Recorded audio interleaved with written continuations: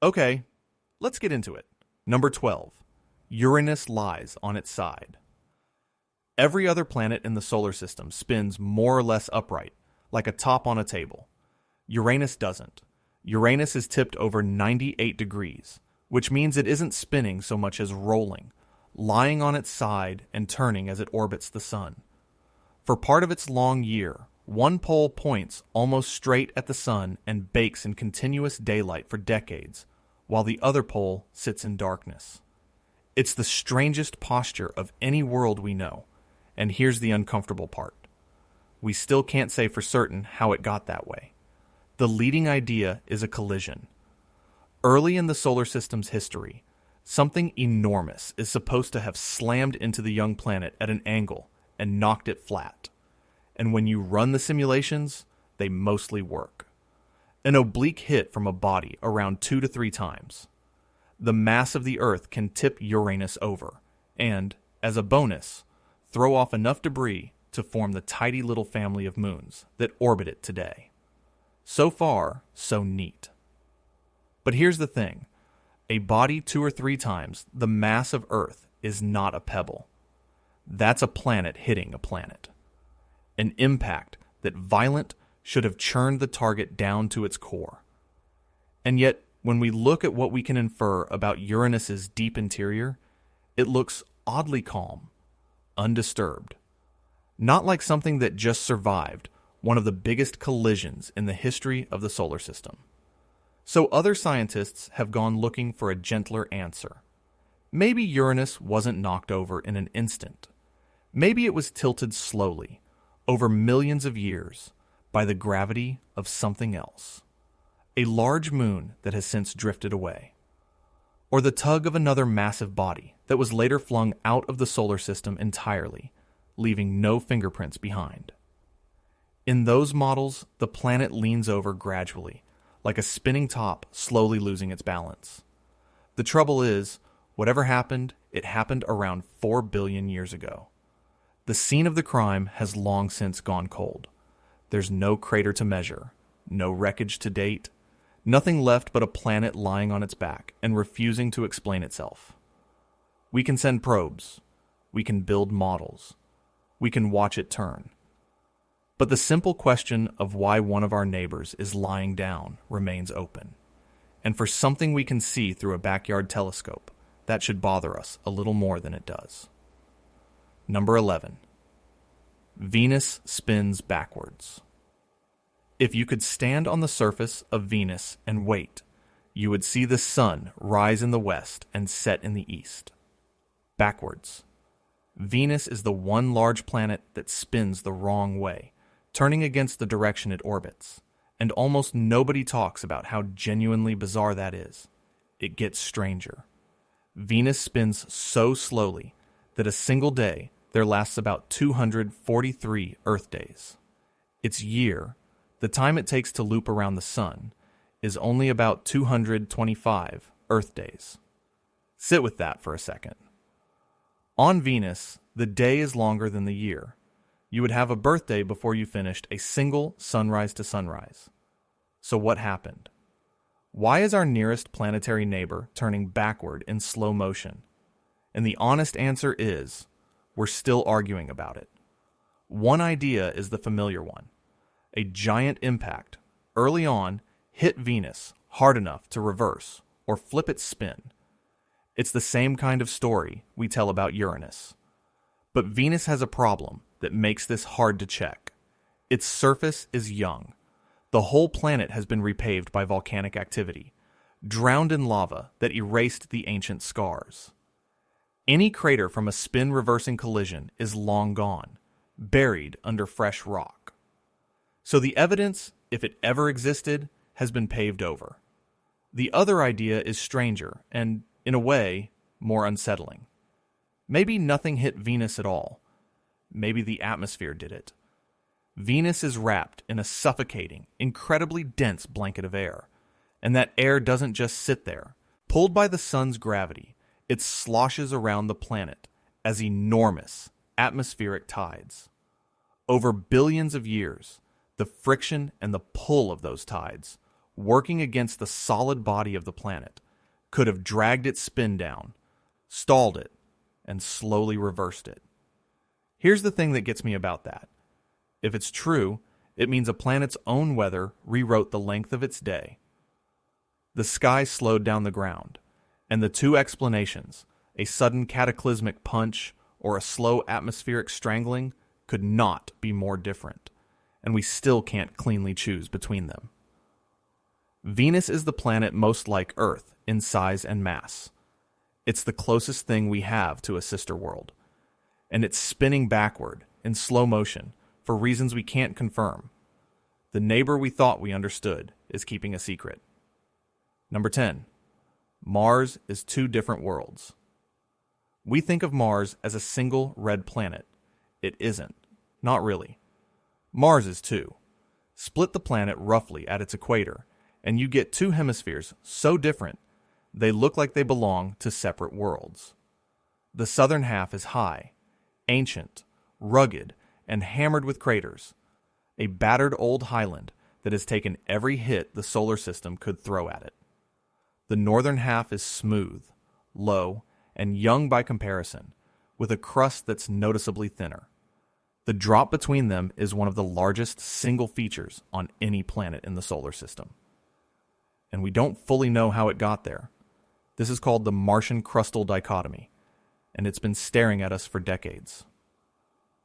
Two big ideas compete to explain it. The first is that something hit Mars. A colossal impact, early in its history, could have gouged out the northern lowlands and stripped away the crust there, leaving the thin, sunken half we see today. The numbers behind that idea are staggering. To carve out an entire hemisphere, the impact would have needed to be one of the largest collisions in the history of the solar system, big enough to melt a significant fraction of the planet. And here's the problem. An impact that huge should leave a clean, roughly circular crater. But the northern lowlands aren't a clean circle. They're an ellipse, stretched and irregular, with no obvious rim. It doesn't look quite like a single punch. So the second idea says, forget impacts entirely. Maybe the dichotomy came from within. Deep inside a young Mars, slow churning currents of hot rock, the planet's internal convection, could have thinned the crust on one side and thickened it on the other. The asymmetry welled up from below, rather than being blasted in from above. And here's the frustrating truth. Both stories can more or less reproduce what we see. We've even landed instruments on Mars to listen to Marsquakes rippling through its interior, hoping the way those tremors travel would tip the balance toward one answer. It's helped. It hasn't settled it. So the biggest wound, or the biggest birthmark, on the surface of Mars remains unexplained. Every rover we drive across it, every photo we take, is happening on a planet that is quite literally two-faced. And we cannot yet say whether that face was carved by a blow from outside or grown from the fire inside.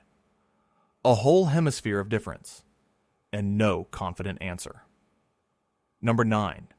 Nobody knows where Earth's water came from. Here's a question that sounds simple until you actually try to answer it. Where did the oceans come from? Not the rain, not the rivers. The water itself.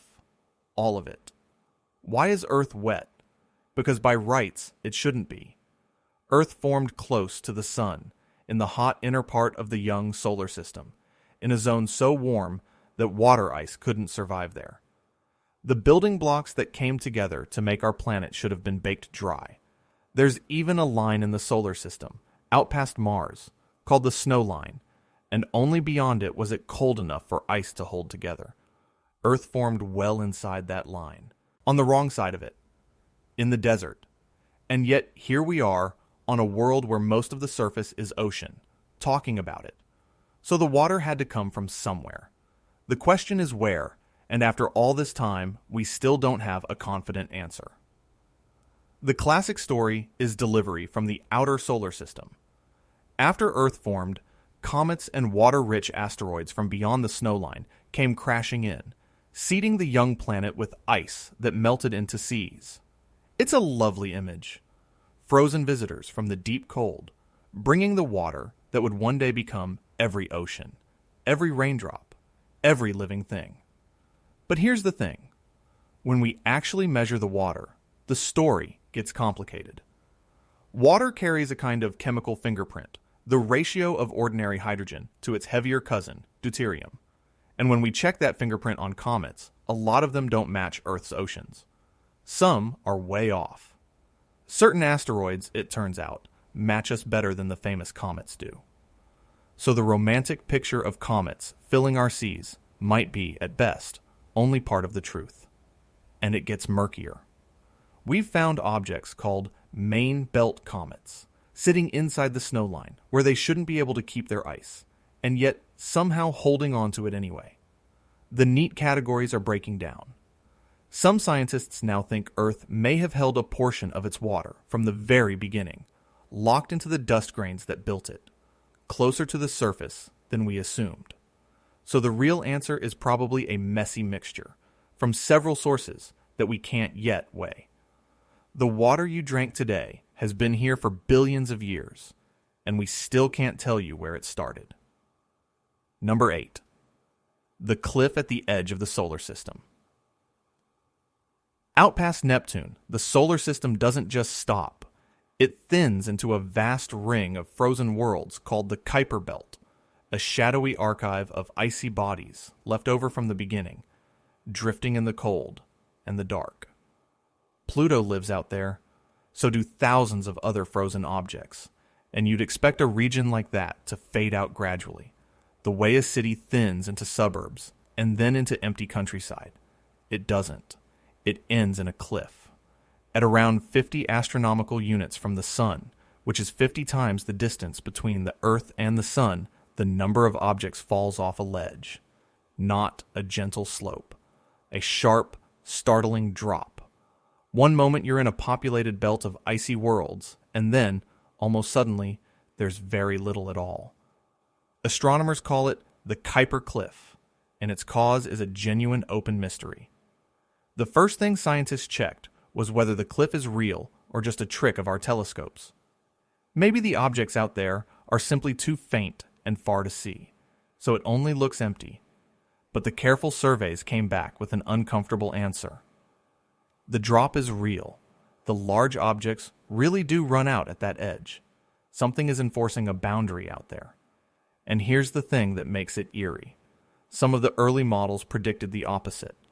They expected the region past 50 units to hold more objects, not fewer, maybe even bigger ones. Instead, the belt doesn't fade. It stops, as if a line was drawn in the outer dark and something is holding it. So what draws that line? The explanations range from the mundane to the spectacular. Maybe the disk of material that formed the solar system was simply cut off there from the start. Maybe Neptune's gravity, resonating with those distant orbits, swept the region clean. Maybe, long ago, another star passed close to our sun, and its gravity shaved off the outer edge of our solar system like a blade. And a few researchers have floated the boldest idea of all, that an unseen planet-sized body, still out there in the cold, is sculpting the boundary. None of these has been nailed down.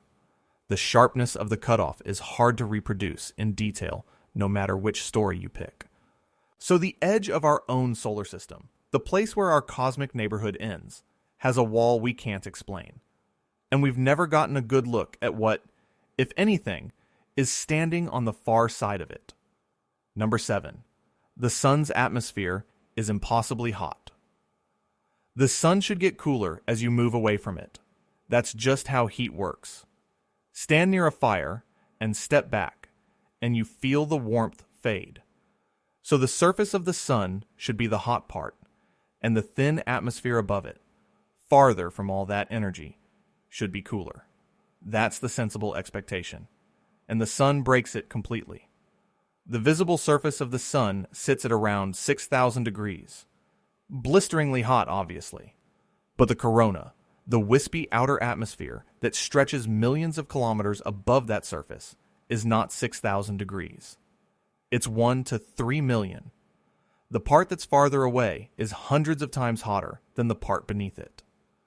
Imagine walking away from a campfire and feeling the air get hotter the farther back you step, until a mile away it's hot enough to melt steel.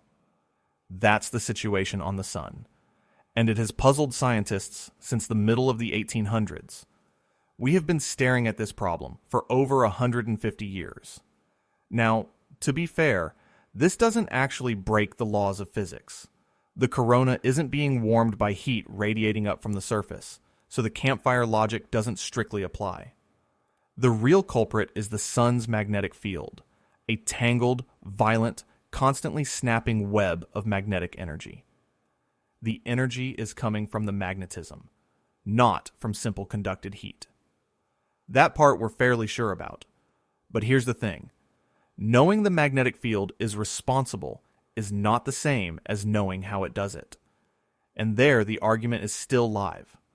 One camp says the heat comes from waves, magnetic waves called Alfvén waves, rippling up from the surface and dumping their energy into the corona like surf pounding a beach. The other camp says it's nanoflares, countless tiny explosions, each one small, but happening everywhere, all the time, adding up to a furnace. To settle it, we did something incredible. We built a spacecraft, the Parker Solar Probe, and we flew it straight into the corona, into the atmosphere of the sun. It is right now sampling the particles and fields in the place where the mystery lives. And even that, even reaching out and touching the thing directly, hasn't fully closed the case. The nearest star to Earth, the one that gives us every sunrise, is running a furnace in its outer atmosphere that we still can't completely explain. We've been watching it for a century and a half. It's still keeping its heat a secret. Number 6. Ghost particles from nowhere. Right now, as you listen to this, trillions of tiny particles are passing straight through your body, through the chair, through the floor, through the entire planet and out the other side, without touching a thing. They're called neutrinos, and they are the closest thing the universe has to ghosts. Almost no mass, almost no interaction with ordinary matter. They drift through solid rock as if it were empty space, which makes them incredibly hard to catch. So to catch them, we did something a little insane. Deep in the ice of Antarctica, scientists built a detector called IceCube, turning an entire cubic kilometer of frozen ground into a trap. Most of the neutrinos that fly through it are harmless little things from the sun, but every so often, IceCube catches one that carries a monstrous amount of energy. More energy than any particle accelerator humans have ever built could produce. And that's where it gets unsettling. Because if a particle arrives carrying that much energy, something out there in the universe had to have flung it at us. Some engine, some cataclysm, so powerful it hurled a ghost across the cosmos with the force of a subatomic bullet. And for most of these high-energy neutrinos, we have no idea what that engine is. We've had a few tantalizing hits. In 2017, IceCube caught a high-energy neutrino and, for once, managed to trace its direction back to a source. It lined up with a blazar, a galaxy with a supermassive black hole at its heart, firing a jet of energy almost directly at Earth. A genuine smoking gun. Everyone got excited. Finally, a culprit. But here's the thing. When astronomers went back and checked whether blazars as a group could explain all the ghost particles, the numbers didn't add up. That one source was real. It just wasn't enough. The vast majority of these high-energy neutrinos are still arriving from directions with no obvious object, no clear origin at all. A handful of leads, and then a whole sky full of question marks. Some may come from stars being torn apart by black holes. Some may come from things we haven't even thought of yet. What we know for certain is that particles which barely interact with anything are reaching us carrying the signature of unimaginable violence, and we mostly can't see what's throwing them. They pass through you by the trillions, silent and invisible, carrying messages from the most extreme places in existence, and we can't read the return address. Number 5. The death we can't name. In June of 2018, telescopes caught something flaring in a galaxy about 200 million light-years away, and it didn't behave like anything we'd seen before. It got bright fast, far too fast, blazing up in a matter of days when a normal exploding star takes weeks to reach its peak. Then it faded just as quickly, and its light was strange, a smooth, featureless blue, missing the chemical signatures a dying star is supposed to show. By pure chance, its randomly assigned catalog name ended in the letters COW. So astronomers started calling it the Cow. And years later, after some of the most detailed observations we've ever thrown at a single event, we still cannot tell you for certain what the Cow was. It's become the prototype for a whole new class of events: fast blue optical transients, a polite scientific label that mostly means bright, quick, and unexplained. And the Cow is the one we studied hardest, because it was relatively close, and we caught it early. We pointed everything at it. X-rays, radio, optical, the full arsenal. And the data, instead of giving us an answer, gave us a monster that fit no existing model. Then came the detail that raises the hair on your neck. Buried in the X-ray data was a pulse, a flicker of high-energy X-rays repeating like a strobe every 4.4 milliseconds, over and over, for about 60 days. And that timing tells you something profound. For an object to pulse that fast, it has to be small, only a few hundred kilometers across, which means at the heart of the Cow was a newborn compact object, a black hole or a neutron star, freshly made, spinning, and flashing in the dark. So here's the thing. We may have watched a black hole being born. We may have caught the exact moment a star collapsed and something new and terrible switched on inside it.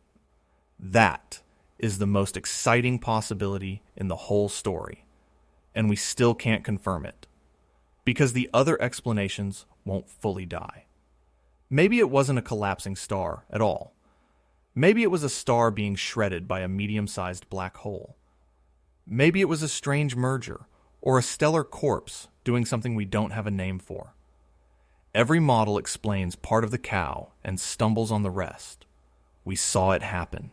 We recorded its heartbeat, and we still don't know whether we witnessed a birth, a death, or something in between that we don't yet have the language for. Number 4. The galaxy that shouldn't exist. For decades, one fact has been rock solid in astronomy.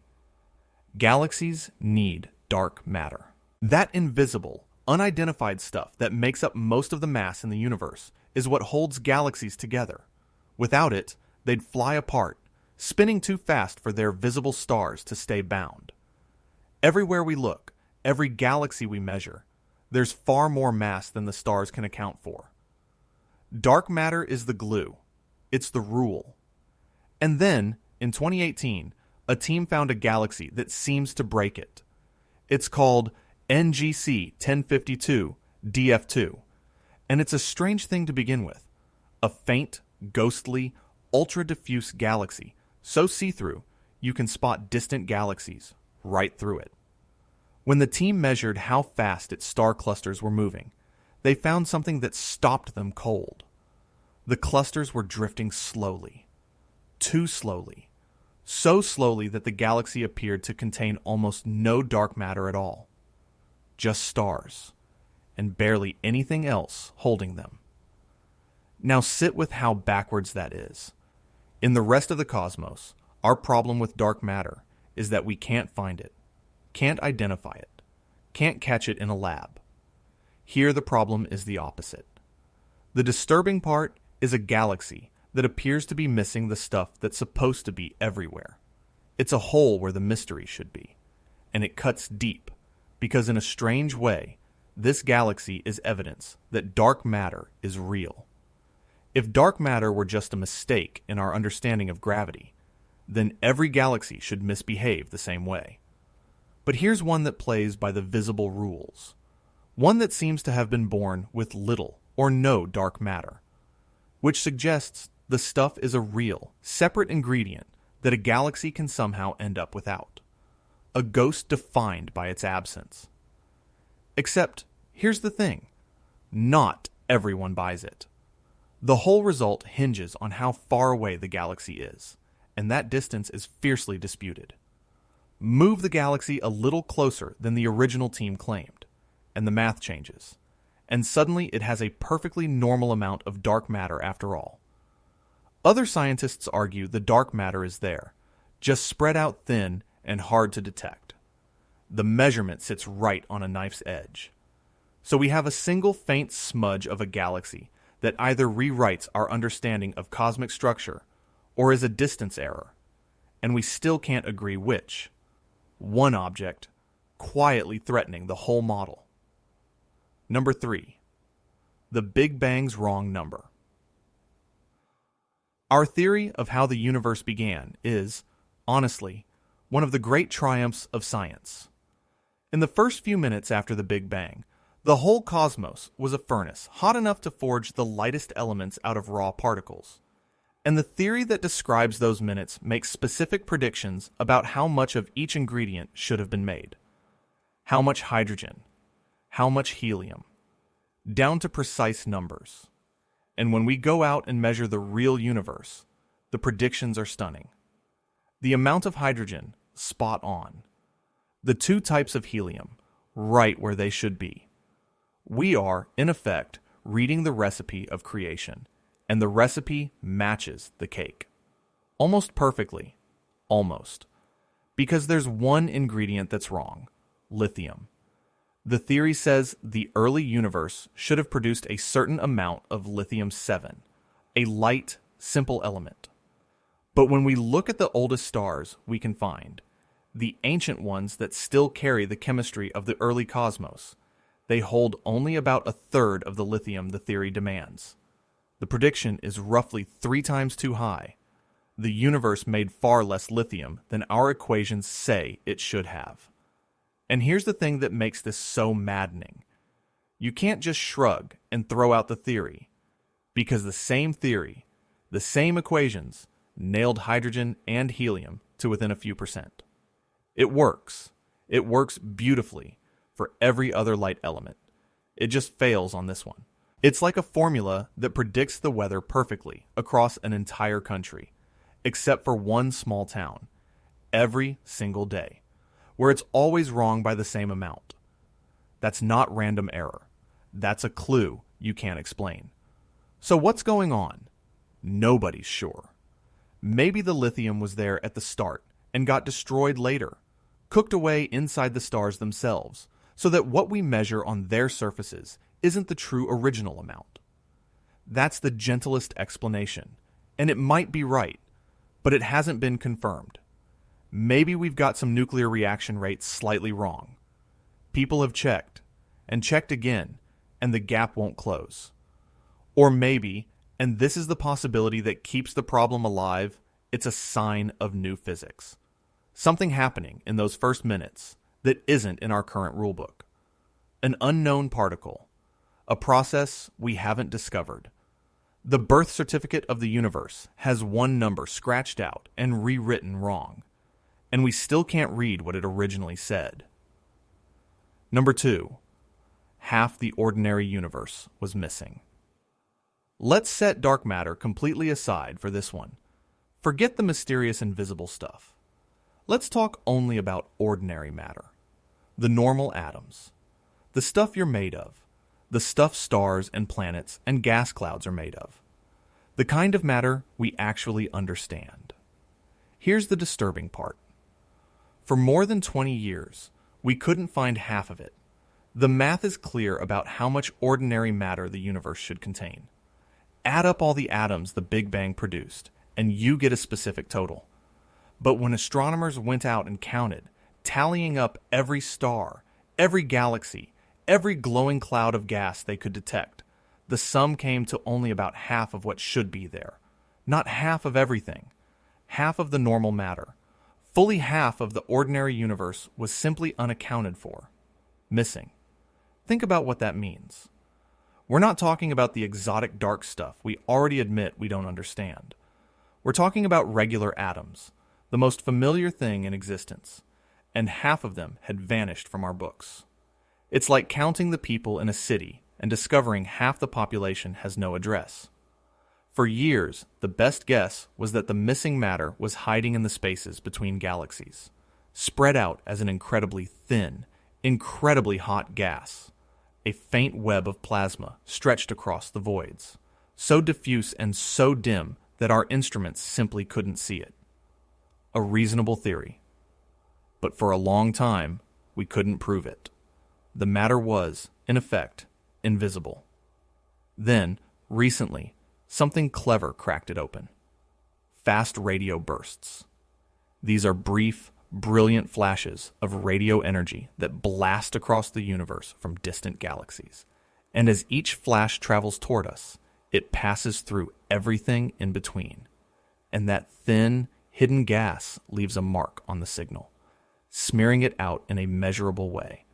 By reading how those bursts got smeared, scientists in 2025 were finally able to weigh the missing matter and locate it. The book's balanced. Most of it really is out there, in the warm gas between the galaxies. So the problem is, by most accounts, solved. But here's the thing worth sitting with. We didn't find that matter by seeing it. We found it by inference, by the shadow it cast on passing flashes of radio light. Half the ordinary universe, the plain, familiar stuff, is so faint and so spread out that we located it without ever really looking at it directly. It was there all along, nearly invisible, hiding in plain sight across the emptiness. Number 1. We don't know the shape or size of everything. Here's the biggest question on the list, and maybe the biggest question there is. What shape is the universe? And how big is it? Not the observable part, the piece we can see. The whole thing. And the truth is, we do not know. We can measure the geometry at least. The trick is to look at the oldest light in existence, the faint afterglow of the Big Bang, and study how it stretches across the sky. The way that light bends, or doesn't, tells us about the curvature of space itself. And every time we make that measurement, with satellite after satellite, the answer comes back the same. The universe is flat. Not flat like a sheet of paper, but flat in a deeper geometric sense. Parallel lines stay parallel. The angles in a triangle add up the way they did in school. As far as we can measure, to a fraction of a percent, space has no overall curve. But here's the thing. Flat doesn't tell you how big. Flat doesn't tell you whether it ends. A flat universe could be infinite, stretching on without limit in every direction. More galaxies forever. No edge, no center, no end. Or it could be finite and still flat if space wraps around on itself. And that idea deserves a moment, because it's genuinely dizzying. Space could be connected to itself like a loop. Fly off in one direction in a perfectly straight line, never turning, and you could eventually arrive right back where you started, the way a character in an old video game exits one side of the screen and reappears on the other.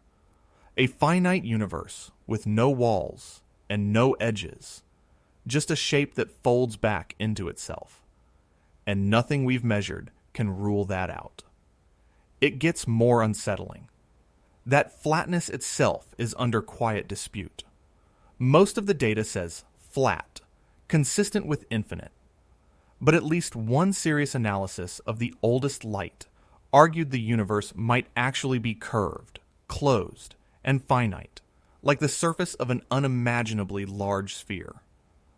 That result clashes with other measurements, and the debate is unresolved. The most basic property of everything that exists is still being argued over. So step back and feel the size of this. We can describe the first minutes of the universe. We can weigh invisible gas between galaxies. We can trace ghost particles and name distant explosions. And yet, the simplest questions a child might ask, what shape is the universe, and where does it end, have no confident answer. We are living inside something, and we do not know if it goes on forever or curves back to meet itself. We are still, after everything, trying to work out the shape of the room we were born in. Thank you for watching and sticking till the end. We've got plenty more videos coming in the future. Hit that subscribe button so you don't miss them. See you in the next one.